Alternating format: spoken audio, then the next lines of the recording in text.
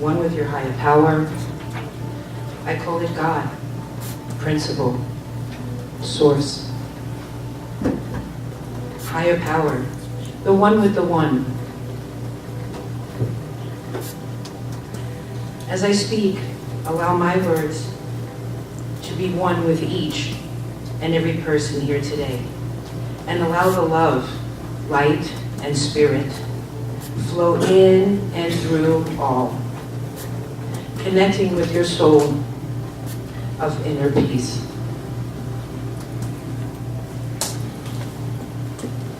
Allow yourself to breathe. Breathe easy, big deep inhale. And exhale. In the science of mind, inner peace is defined as sight, the spiritual capacity of knowing the truth. It is a mental quality which brings the mentality to a comprehension of reality. Peace, a state of inner calm, an inner calm so complete that nothing can disturb it. The peace which comes only from the knowledge that it is all. Fathomless peace is meant by the peace of spirit. This is the peace to which Jesus referred when he said, "Peace I leave you, my peace I give unto thee, unto you." The infinite is always at peace because there is nothing to disturb it. A realization of our oneness with omnipresence brings peace, the peace which is accompanied by a consciousness of power.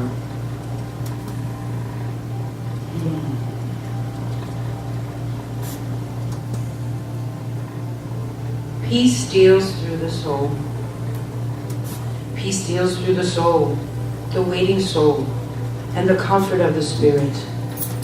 Comes into the stillness of the heart. Peace, like an ocean of infinite life, reflects itself through me and calms every turbulent feeling. I am at peace and rest in the knowledge of all the good which is at hand. I am so grateful for the gift I give to myself of peace. I give to each person connecting with inner peace today, allowing your hearts to be open to a higher intelligence and knowledge, a free gift to give yourself right here and right now. This is a new day. I am peace. Repeat in your mind, in your eyes mind, quietly to yourself. I am inner peace. I am inner peace. Remember, we are all free as a butterfly in the beautiful skies above, knowing your inner peace is faith, truth, perfect manifestation of the universal law. So let it go, let it be, and let God know that you are peace. And so it is. Amen. Allow yourself to come back into the room, knowing that each and every person here today is a reflection of your individual self. Inner peace. Namaste. Good morning.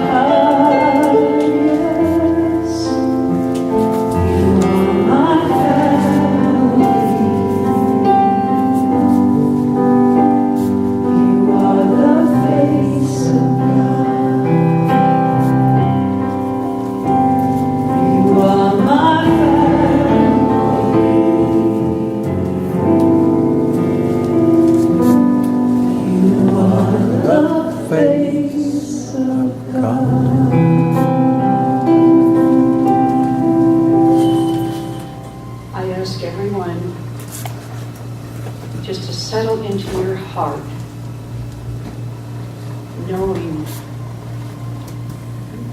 that your heart is the heart of God. Each of us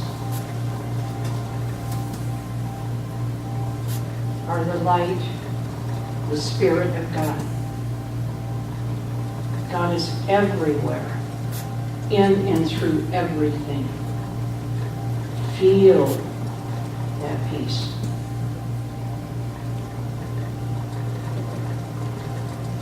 Each of us are in unity with this love, the peace, the inner knowingness. Each of us are an individual spark of God.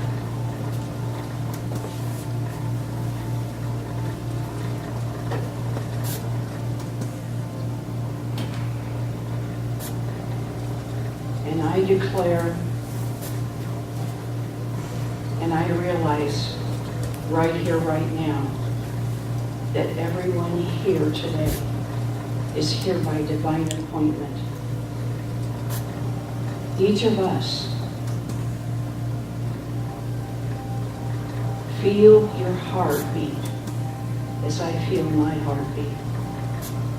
That each of us are the love and the light emanating out and throughout the world, universe.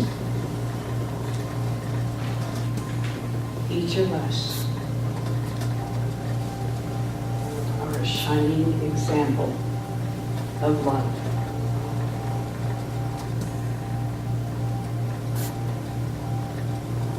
I am so blessed and so grateful and thankful for this teaching and how it has brought me into a better life, a loving life, showing love wherever I go. And I am so grateful for the ministry of prayer, for our reverends, the vision that is being held for this center, and how each of us go out and share love. And I am so blessed and thankful for the musicians, for Patty and Dave, all the wonderful musicians that come share their talents with us. The sound booth,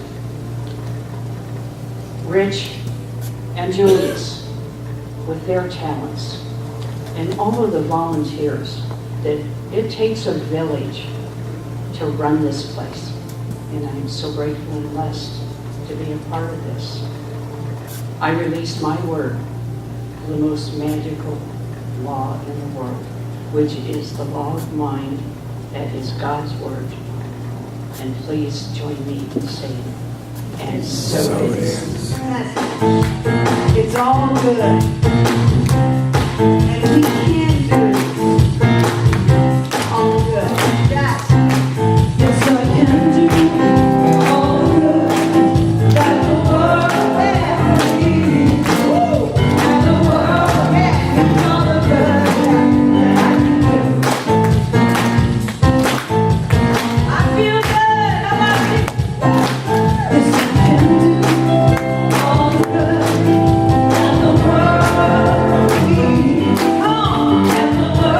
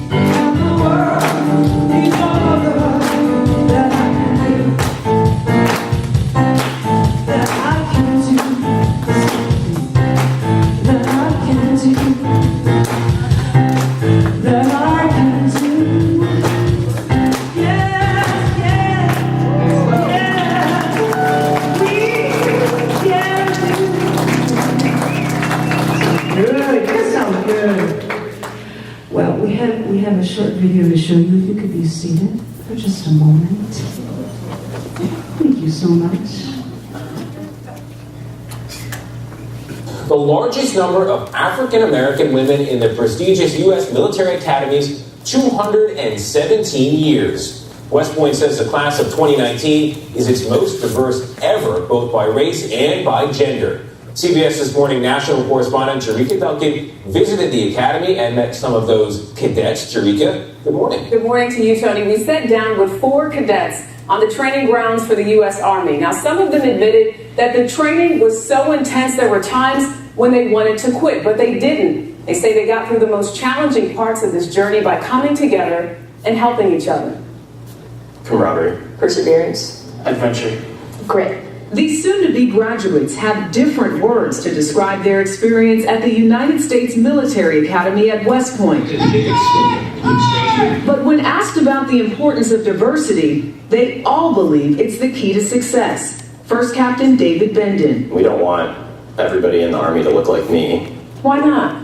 For me, working with people who don't look like me brings different perspectives to my approach to problems, and that helps me solve problems better. This year, 34 African American women will graduate from West Point. That's the most in the Academy's history. 23-year-old Gabrielle Alford is one of them. We're going to be going out and having to solve complex problems, and so that's going to take creative solutions that somebody from a different background may not have the right answer, but somebody else who went through a similar situation because of where they come from did, and they have the correct answer. And so it really helps if you can look up to a leader who looks like you, who comes from the same background as you. Marina Camacho agrees.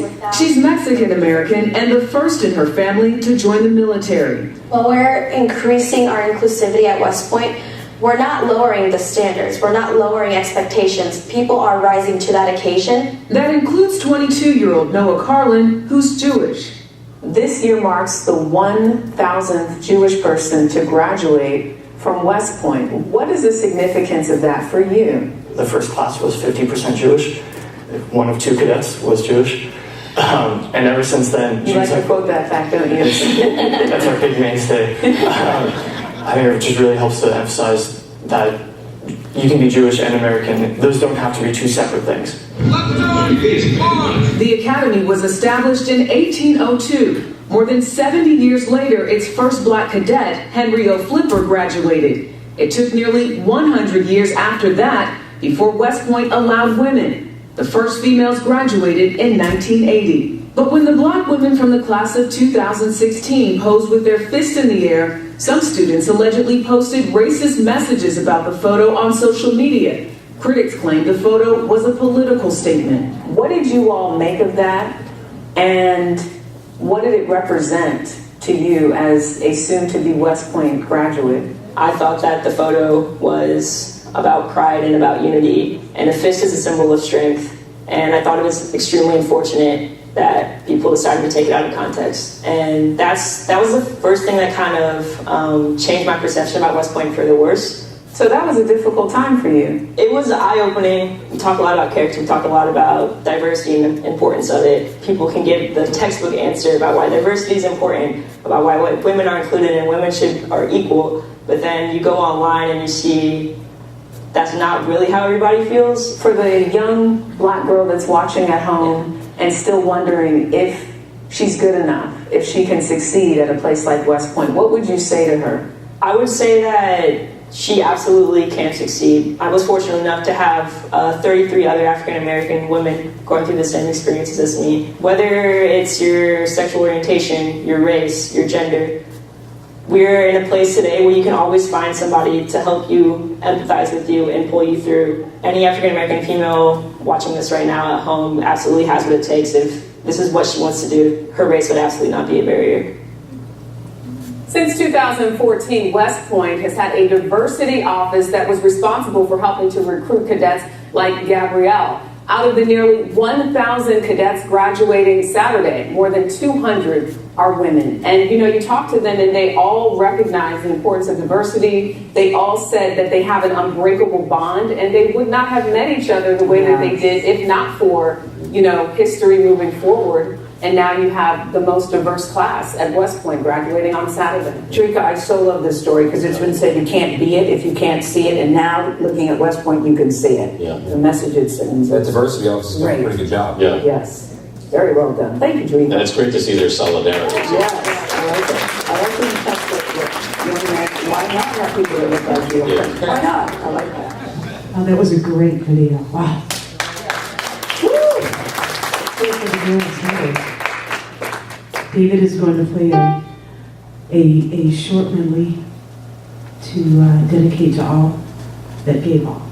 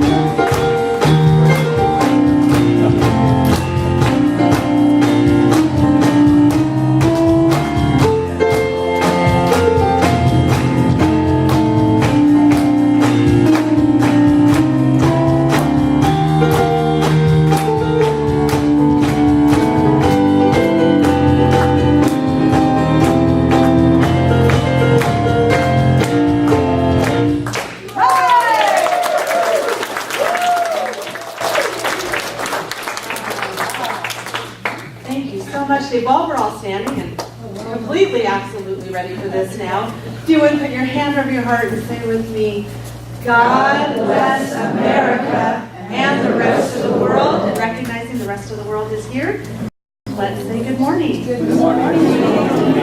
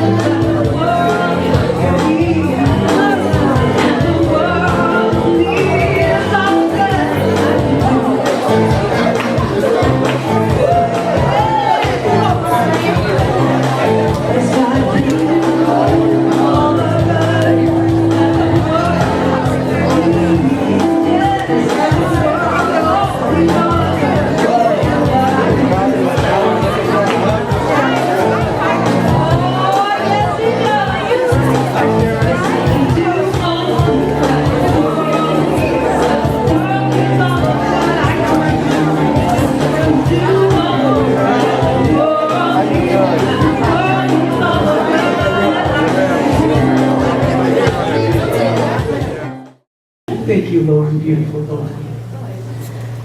Well, I want to just tell you how happy I am that we have our stunning singer here today. His name is Jonathan Carant, and I couldn't be more happy. I like to call him personally, if I could call him the voice, I will. He is the voice. Maybe I could call him the eyes, because his eyes have it. Please welcome Jonathan Carant.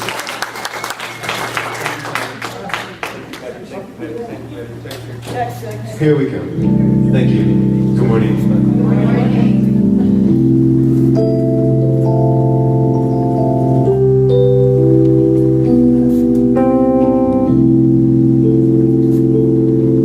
To fulfill the need to be who I am in this world is all I ask.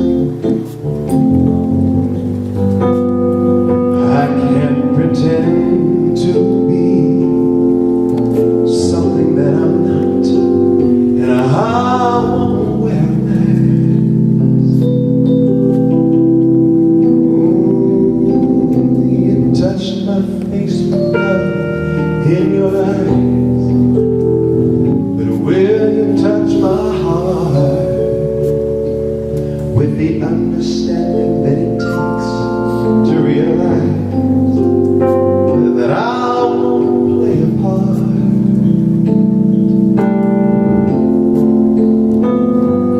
I've got this need to be true to myself and to make my own mistakes,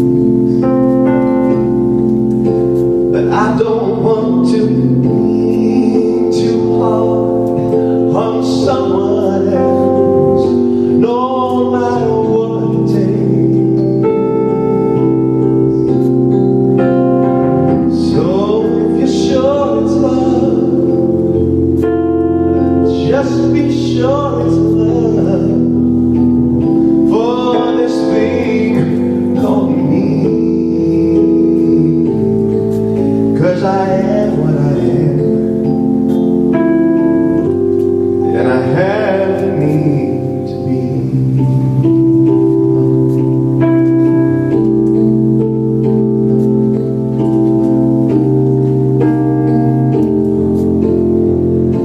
I'm not fool enough to ever think I could be the master of my fate, but it's up to me to choose my roles in life. Rocky may well be the ones I take, the ones that I take. There's a need to be something more than just a reflection of a man.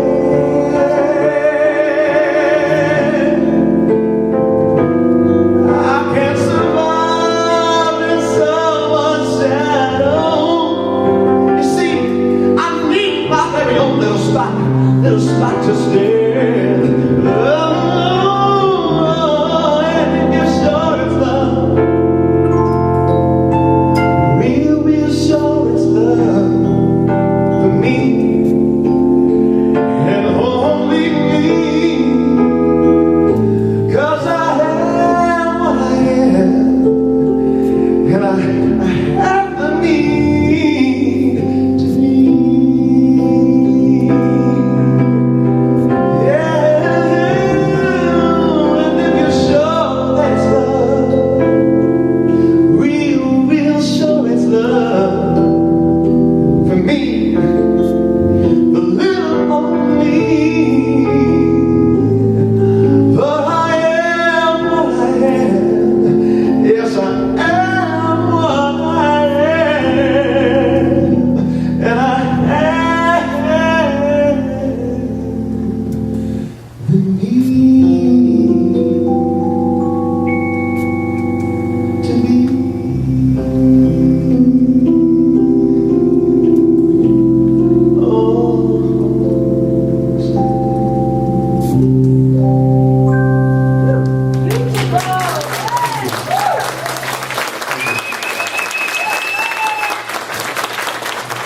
You know what's so weird though? I know. You know what's so weird though, Jonathan? I mean, not only do we look alike, we sing alike. It's crazy. We may be related. I'm just saying about all that. Okay. Well, what's that? That's coffee. Right now, I'm going to electrocute myself. It's the only reason I come here. Fresh brewed coffee. Okay. So, the title of my talk today is First Choose Peace. I just love the title of that talk. And we're going to talk about that. Because, and maybe, because I'm tired of listening to me all the time, talking and talking. So, who would like to explain to us what the basic premise, what is the basic tenet of the science of mind? Who would like to explain that to the group?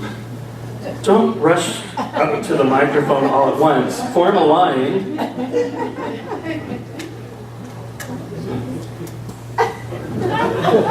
Father Aldo, could you tell the group what the basic premise of the science of mind is? Get more chocolate? More coffee. The basic premise Yes. is love. Okay. All right, and then, so we talk about love. Now, stretch it out a little bit for me. Help me out here. Stretch it out a little bit more for me. I mean, what is the other thing that we teach people that's most important?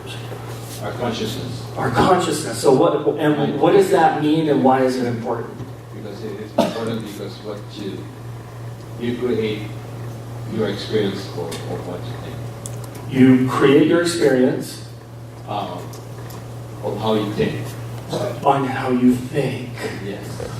Oh, that's very, very good, Father Aldo. That's what we thank you very much for stepping up to the plate and doing that.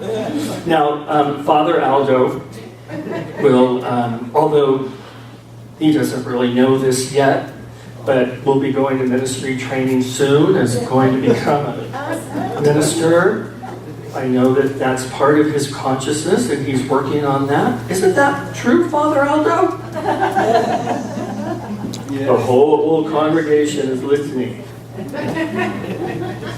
The basic premise of what we teach here is that you create your experience. You create what is in your physical world by how you think.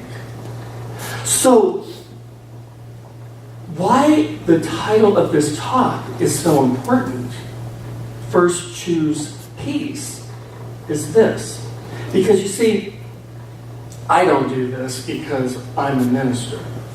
But I see others doing it. And this is what I see happening in the world. This is someone's mind. This is their thinking. The world is in chaos. The White House, Congress, global warming, we're all dying. There's so much division, lack of inclusion, there's no acceptance. I don't really like my life, I hate the way I look. Wish I was a Kardashian.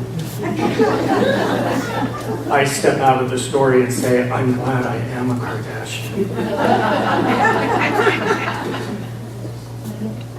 I don't like the way I look. My parents did it all wrong. My life sucks and it's because of them. If everybody was like me, the world would be better. I don't even want to be here anymore. Now, that may sound a little bit like an exaggeration, but I don't think I'm that far off for some folks. And it may be, for some folks, it may not be all of those things, But I do believe that for many folks, this represents how we think. Now, so Aldo tells us that there is a law in the universe whose job it is to take our thoughts and create our experience in the world. What do you think the law is going to create with this? More chaos? Say it again. A lot of that. A lot of that.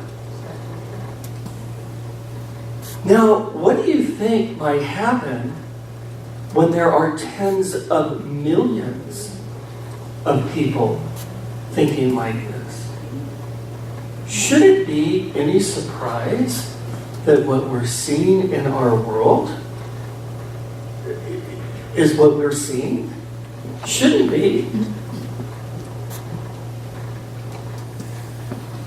Okay. The great Buddha once said, we can never obtain peace in the outer world until we make peace with ourselves. And His Holiness the Dalai Lama once wrote, peace in the world relies on individuals finding inner peace. Just like Aldo said, you don't change you don't change the world by changing things out there. You gotta clean this up first. This is where change really begins. Okay. So let's just imagine that we wake up one day and we're tired of the way our lives look, tired of the way the world looks. How do we shift from conflict to peace in our lives? How do we shift from distractions to peace? How do we shift from negativity to peace, anger to peace, and conflict to peace? How do we shift to peace? That's the question. And so, as I contemplated that, one of the first things I came up with is, and I see it in the news, I see it in social media. We are obsessed with what is not working. We are obsessed with what's wrong. And if we're going to shift from conflict to peace, I would suggest the first thing we need to do is start looking at what's working right. What is right? What is working right? Because, according to Father Aldo, if I focus on what is wrong, if I focus on what's not working, what am I going to find in my life? More that's not working, more that's wrong. And when I focus on what is right and what is working, what will the law do with that? Create more of what's working right. What is right? Now, I'm not saying that socially we just turn away from the world and everything that's wrong, but this obsession that we have. I was going through social media the other day, and once you click on one video, it's endless. It is endless.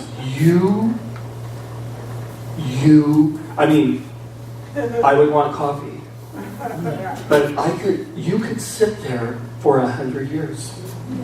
And it just links you from one to another, and then it links you to similar things. So when you see somebody get pulled over and the police officer seems to be aggressive, then you get the next video, and then the guys are fighting in the parking lot, and then the guy's beating a woman up, and it just goes on.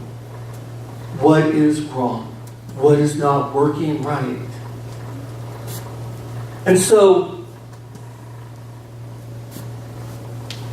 we need to start looking at something differently. And I'll tell you, I have a wonderful example here. This is the book that we're working with in Prosperity Plus 3. And it's called Working with the Law. I want to read you this story because I think it's caused me to even think differently about my own home. I knew a woman who once lived in a beautiful home in an exclusive suburban district with every comfort that wealth could supply to make her happy. This home was a large rambling house facing a beautiful lake with green terraces sloping to its edge. Flower gardens perfectly kept were scattered freely along each path throughout the estate. Every morning, Jonathan would sing during breakfast time. I made that up. But the story would be so much better. She had many servants to help her, and from observation, her life was just about as complete as one might dream about.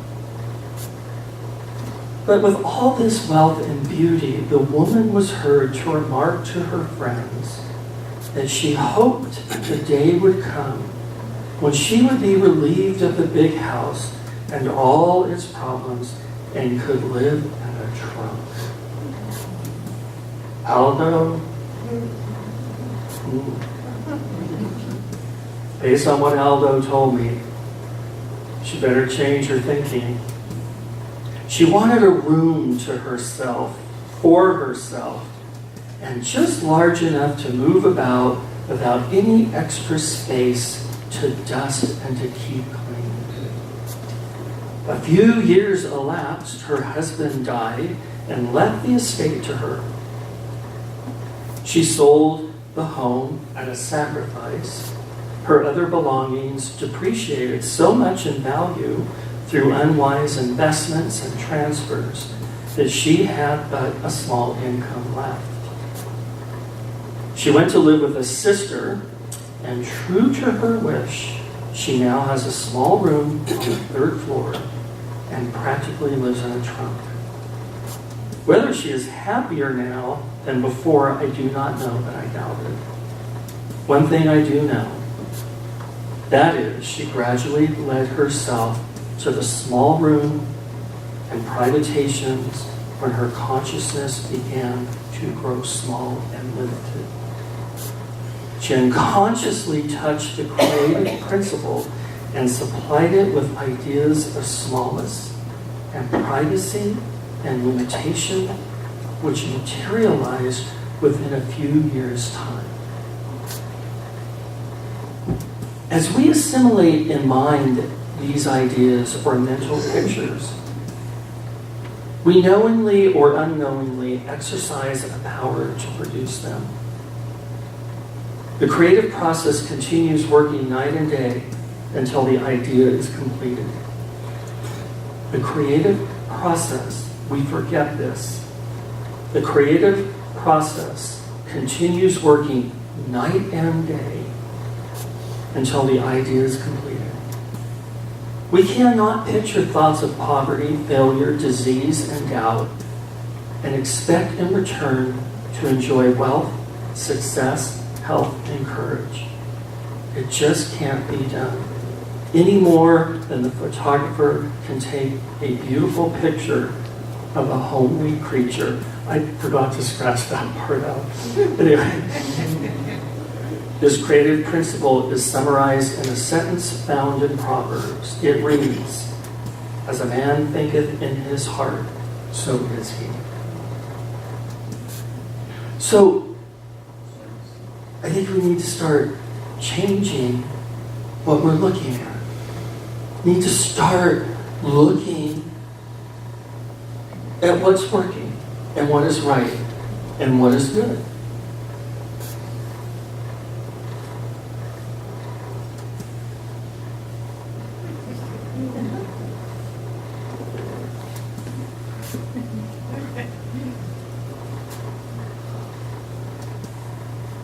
You thought I had no marketable skills. Number 2, first, choose peace. Another way to shift from conflict to peace. And I know exactly what Wayne's saying to his wife. I know what he's going to say. He says it every week. Same thing. Get ready. Here it comes. Wait for it. To move from conflict to peace, we have to be in forgiveness. I told you he was going to say it, the F word, every week. Sorry. I have to tell you, I'm a minister. I talk to a lot of people. And listen, do I have forgiveness work to work on? You guys all know the stories. Yeah, I have forgiveness to work on. But it is the one thing that I see that eats away at people's ability to create what they want in their lives. And can forgiveness be done? And can forgiveness be done in a way that leaves you whole and feeling good about you, and leaving the other person feeling whole and feeling good about them? I want to share a little clip. I'm so into Mary Morrissey right now. This Prosperity Plus 3, if anybody is in it, and when it's taught again, I encourage you to take that class. She is at her finest in this class. But watch this story that Mary tells.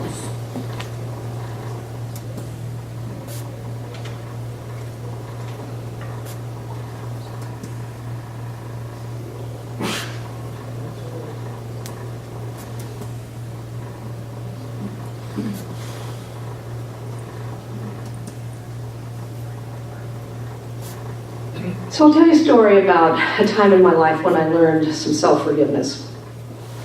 Because as I said, forgiveness is not just for others, it's for ourselves.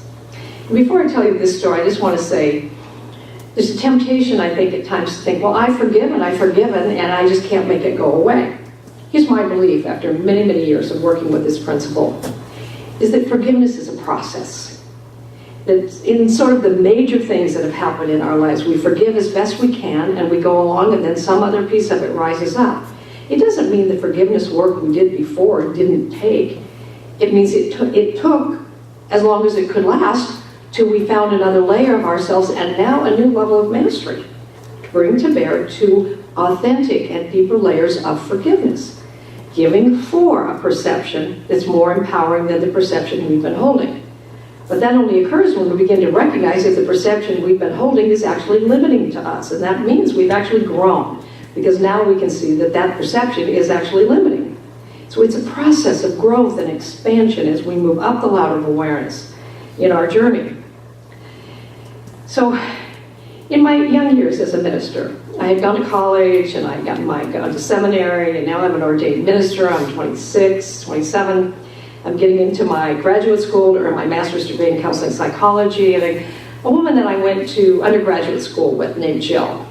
And Jill was single for a long time, and then in her later 20s, she met Ray. They fell in love with each other, and they started coming around, and Ray and Jill got married. And I performed their marriage ceremony. And Jill and Ray were very, very happy for a few years. And maybe 8-10 years later, Jill and Ray fell upon hard times between them. And all the things that they tried to do didn't work, and finally they separated. And they divorced. About 6 months later, Ray came, and he had found someone new, that he was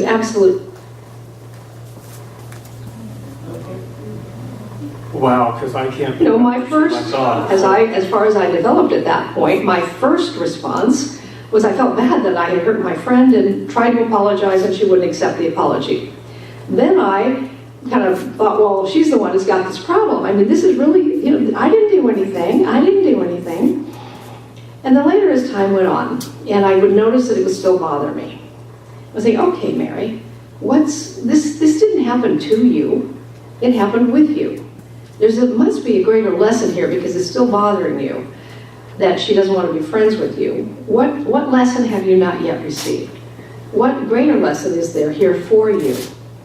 And I just kept inviting that revelation to come into my life, that awareness to expand in me. And over time I began to see it was true that I did not have a right to judge whether Ray should get married again. It was true that I did not have the right, or I didn't even want to be the person who would judge him or decide if he should get married again or not. But I knew deep down, if I had been honest with myself, that when he asked me to perform the wedding, that I had a part of me going, it doesn't feel right for you to do this with your friendship with Jill. If I had been really true to all of myself, I would have paid attention to that in myself. I overrode that. I denied that. I pushed it to the side. And I learned out of that I didn't have a right to judge him, but I did have a right to decide for myself what I was going to be part of and what I wasn't going to be part of. Now, over time, when I think of Jill, I wish her well. When I think of Jill, I'm grateful for the years of active friendship, and I'm grateful for the years of inactive friendship and the gift that gave me as well. When I think of her, I only feel that her existence in this world has always been a gift to me. And I walked on. I didn't keep carrying that club and beating myself up for a lack of awareness I had at that moment in my life. Where in your life do you suppose that you're still carrying something that if you were to sacrifice the guilt and sacrifice the shame and sacrifice the blame, that it might open up some energy that could actually move towards the direction of what it is that you're seeking to bring forth? This is the value of authentic forgiveness. It frees block in us, opens us up to receiving, and then turning that receiving into greater energy in the forms of things that matter to us. When Matt, my son, was a little boy, maybe 3. Right? Well said. Well said. Mary has been through a lot in ministry. At one time she had the largest New Thought church in the country, and they were buying property and building buildings, and she was on a television channel that spanned half the country, and some things happened, and she was later forced to resign. They filed bankruptcy as a church, and she faced some really difficult times. And I actually stood in judgment of her for quite some time over what I had read and seen. And in this series, she talks about it in great depth. And I admire her for rising like the phoenix and still doing what she was called to do with passion and learning to forgive herself and those that were involved and moving forward. It's a miraculous story. And forgiveness isn't something that we'll just do today. As long as we're alive, we're going to have somebody to forgive. It just works that way because we're human. We're human. So I really believe that if we want to move from conflict to peace, if we want to be able to attract the very best in life, then, part of our mind has to be the F word. Another brilliant drawing. One more thought.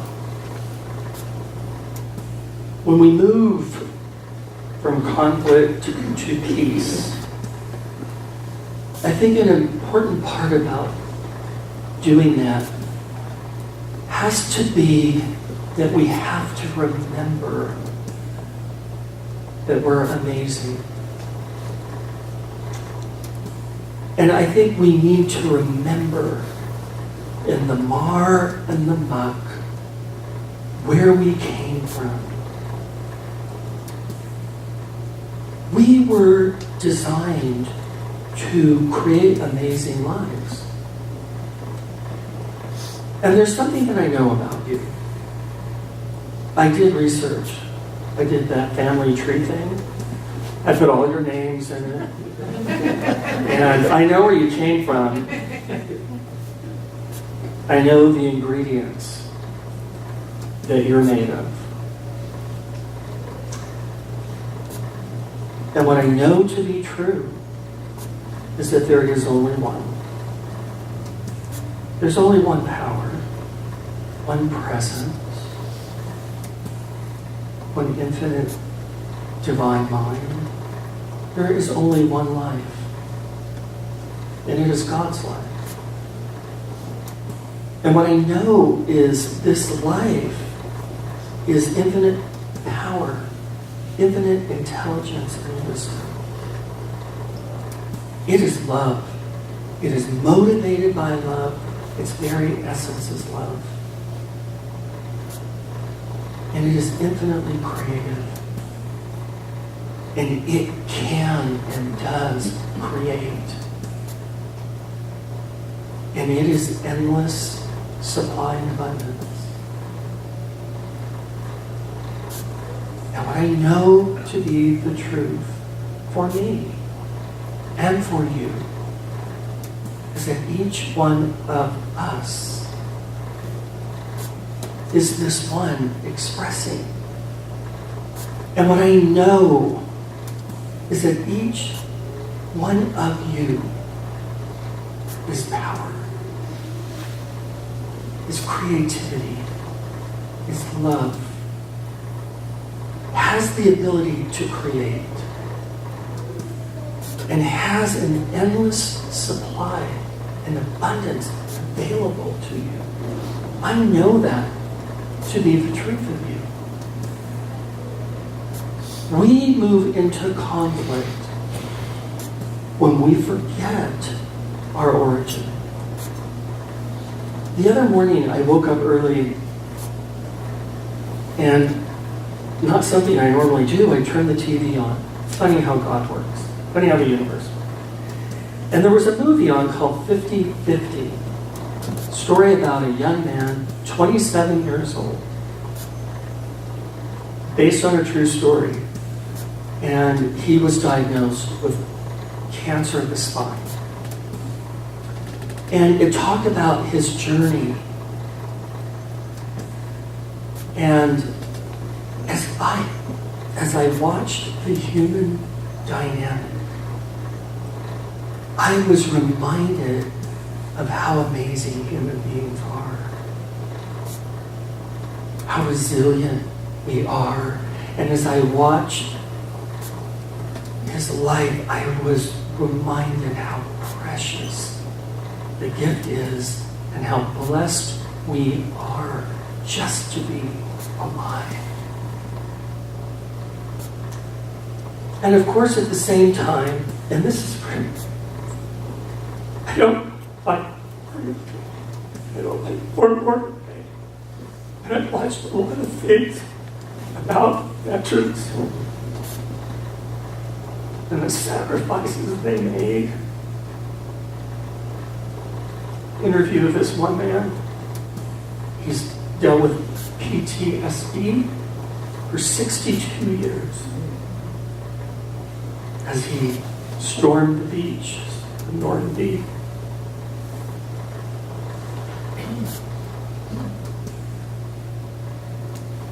All of that reminded me of all the sacrifice that's been made for me to be here. And you know what it also reminded me of? We're leaving. We're going to leave here. And it could be today. And I thought, that's such a weird thing to have to think about. But as I contemplated that, I thought, what? It's the second greatest gift. To know that you're going to leave here. And so the question becomes, are you ready to leave? Are you? Have we lived our best life yet?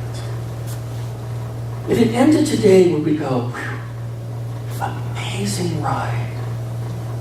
So glad I did it the way I did it.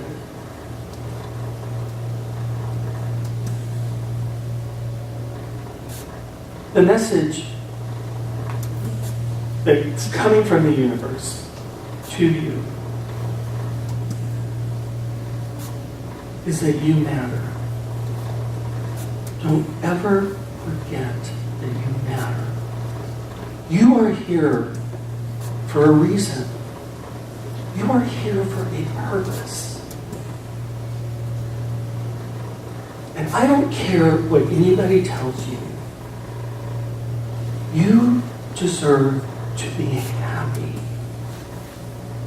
You deserve to be in a place every now and again where your whole beingness just smiles. And you should have dreams.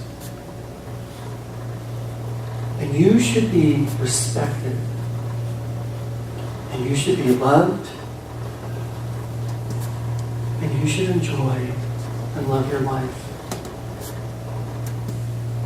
And if you aren't in a place where that is happening, what are you willing to change? Because you're sacrificing your life for the life you're living right now. What are you willing to change? What are you going to let go of? What tremendous decisions do you need to make about your life? I had a conversation with someone that came to see me. They've been with the same company many years, been in the same department for 20 years. Cried, very unhappy with it all. And we had a great conversation. As long as we could talk about her Ain't It Awful story. As long as we were down in it.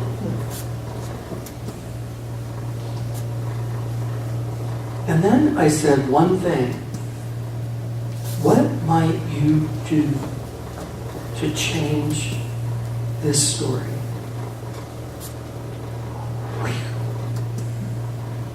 She had no idea what I was talking about. As a matter of fact, I said it more than once, and I don't know that she heard it. And by the way, I'm not making fun of people.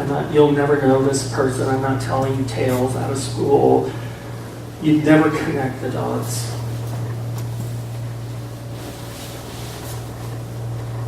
What are you willing to change? She says, it doesn't matter. Nothing will ever change. This company won't change. The management won't change. The employees won't change. I'm going to live through it because I don't have a choice. It doesn't matter. It'll never change. She's right.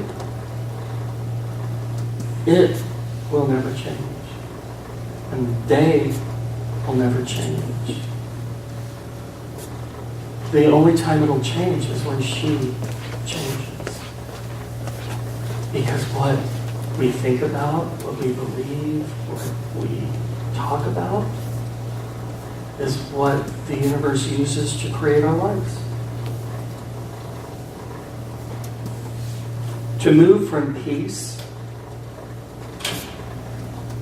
to move from conflict to peace, I think the most important thing that we need to remember and emphasize is this, that we're amazing. We are amazing. And we are powerful. And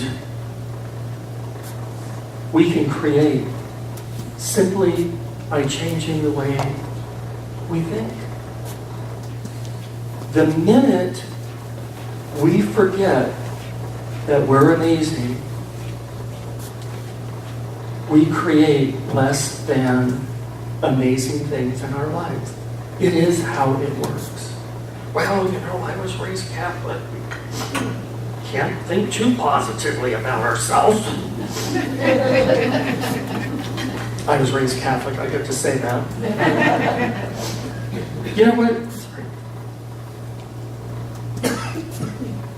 So here's the thing. Dr. Holmes tells us, change your thinking, change your life. I have a new saying. Change your flip chart, change your life. I love you all, and may you remember that you're amazing. And if you ever have a problem forgetting that, please see a minister or a practitioner, and we'll remind you. Even if we have to beat you. But we promise not to leave marks. Have a great week. I love you all. Have a great week. Please welcome up again the voice, Jonathan Karan. Sorry.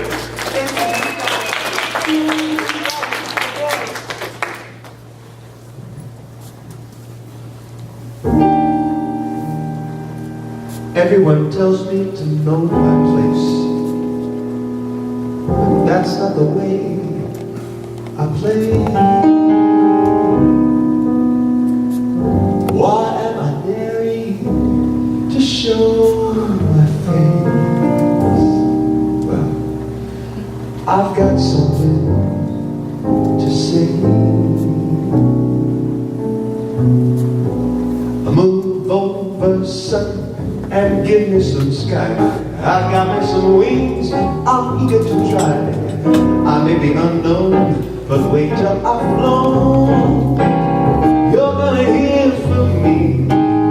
Make me some room, you people up there. On top of the world, I will meet you, I swear. I'm staking my claim, remember my name. You're gonna hear from me. It smiles on that road before me.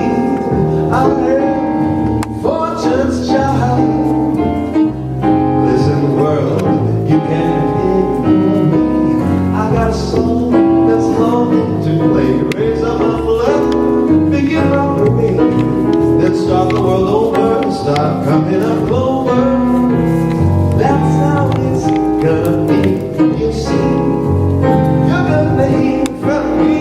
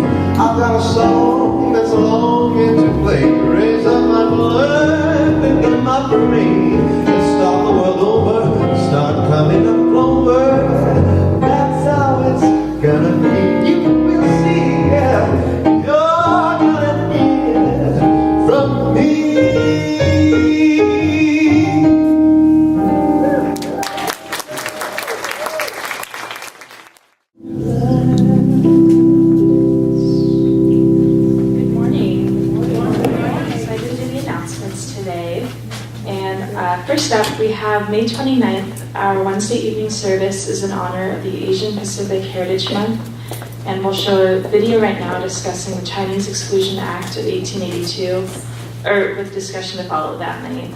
And service will be from 7 to 9 p.m. And right now we have a video for that as well. 夜靜微聞風笑聲，形影相情見景永，雲霧散散有天意，潮聲寂寂。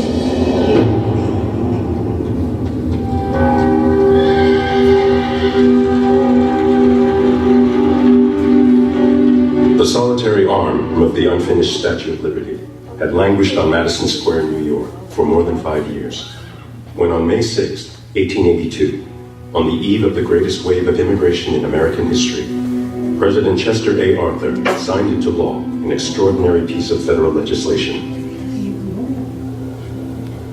It was called the Chinese Exclusion Act, singling out as never before a specific race and nationality for exclusion. It made it illegal for Chinese workers to come to America, and for Chinese nationals already here ever to become citizens of the United States. The first in a long line of acts targeting the Chinese for exclusion. It would remain in force for more than 60 years. Chinese Americans always have this identification with the founding principle of this country. The Chinese identify with this fundamental principle of liberty, equality, and justice for all. And all men are created equal. Now, how can you say that this is a group of people who are biologically and culturally unfit to live a civilized life? We have to remember that in the 19th century, immigration into the United States was basically open. You just showed up. So the Chinese exclusion law is really the first and only time in the entire history of the United States that a group is singled out by name, Chinese, by name, as being undesirable. But this is a group of people, Chinese American, the Chinese that were here, who actually fought back and made America what it is today, the values that we have, including equal protection under the law, rights to education, what it means to be American, what makes you American, to be born here. All these weren't defined. I think it's essential that Americans know about the exclusion of Chinese, not because it's in Chinese, but because it reflects how America has come to develop, how America saw itself at one time, and how it continues to see itself. Some of it has to do with the fact that we excluded Chinese for 60 years.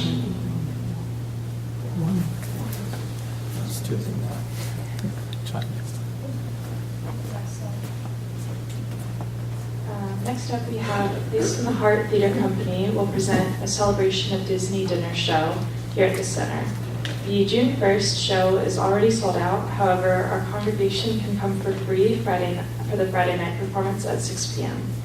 You'll still go to the website to get a ticket for it, but it will be free. And the website for that is www.brownpapertickets.com, and then you search a celebration of Disney dinner show. Our summer series of classes opens with practitioner Daisy Spikes teaching Understanding Your Grief on Tuesday, June 4th, 2019 at 6:30 p.m. You can sign up for this at the Happenings table. The Las Vegas Metropolitan Police Department will have a kids hike and barbecue, and we are asking for people to come support the kids by either bringing in hot dogs, hamburgers, plates, utensils, cups, and or water, or if you prefer to spend the day helping out with the event instead. Please see the sign-up sheet on the Happenings table, and this event is taking place on June 6th. In-flight Tai Chi is back by popular demand.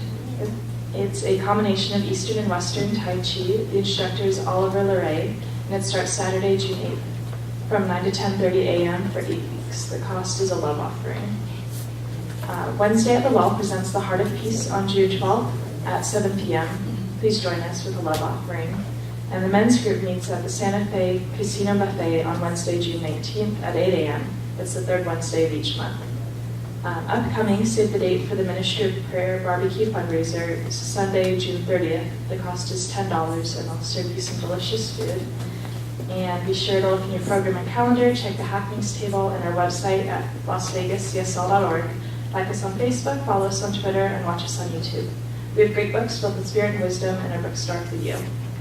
Thank you.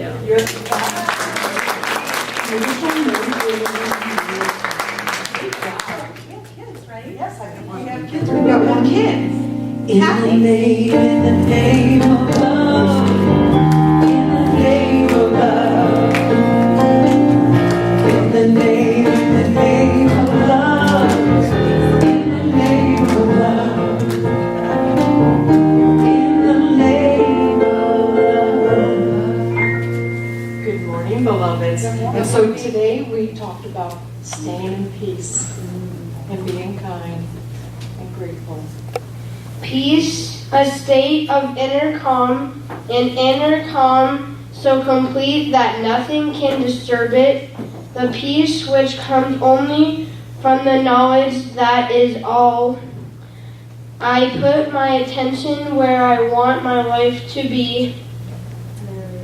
And then we did something kind this week. What did you do this week? This morning I got at Starbucks I got a thing and it had whipped cream on it, but I gave the whipped cream to my brother.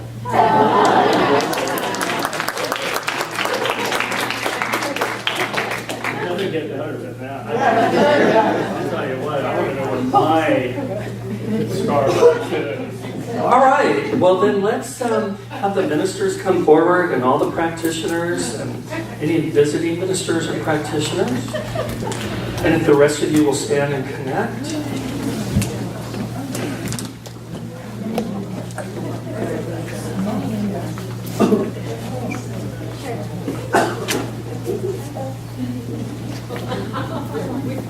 Okay.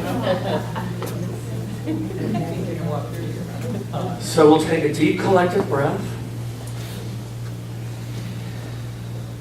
And so today I celebrate the idea that there is only one thing happening, and it is God. And it is good in every way. And what I know to be true for me and each and every person in this room is that each person here is this one expressing itself and all of its attributes in radically unique ways. And expecting each one to reflect how amazing they are and to create lives that reflect that amazement. Also today, I give thanks for this country.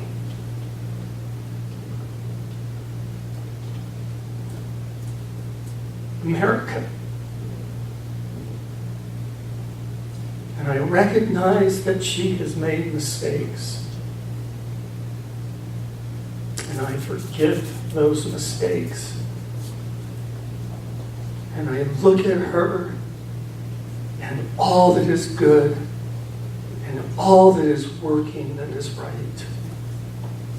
I am proud to be a citizen of this country.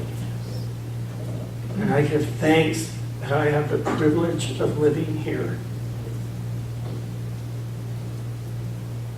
I also give thanks for each man, woman, and child who has given, who has worked, who has made the ultimate sacrifice, that I might stand here and seek and worship God in the way that I choose. And so I just give thanks. I give thanks that at this very moment I am holding God's hand. I give thanks knowing that each person here travels through their week with the universe having their back, guiding each to an amazing life. I know that each is guided, guarded, protected, and provided for. And I just know that each person here has a blessed week. And so I release my words into the perfect workings of the law. I know that as I have spoken, it is already done. And so now I let go, I let God, and I enjoy the amazing ride. Thank you, God, and together we say, and so it is.